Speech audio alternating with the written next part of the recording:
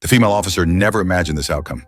She had poured her heart into training her black women soldiers, determined to send them to the battlefield, to prove that black people were not the inferior race that white officers thought they were.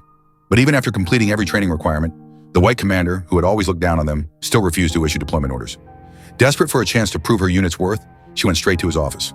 The commander brushed her off, telling her to wait, then dismissed her with the excuse of an important meeting.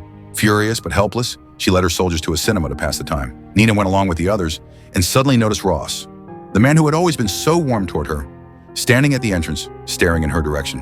The other women quickly understood and quietly slipped away, giving Ross and Nina the chance to be alone.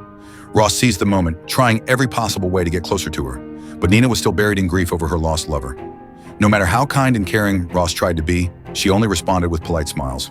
Still, Ross didn't give up. He followed her inside the theater and sat down right beside her.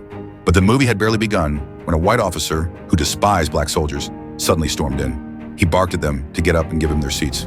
Because of his rank, neither Nina nor Ross said a word. Luckily, the female officer was seated nearby. She immediately confronted the white officer, furious, and ordered him to leave.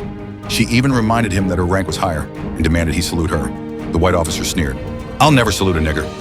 With that, both he and his companion stormed out in anger.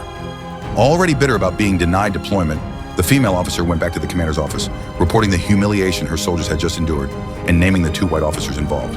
But before she could even finish, the commander cut her off, telling her to keep quiet. Stubborn as ever, she pressed on, insisting on equal treatment for her black soldiers. Finally, the commander gave her an order she had been waiting for all along. "Take your women to Europe immediately."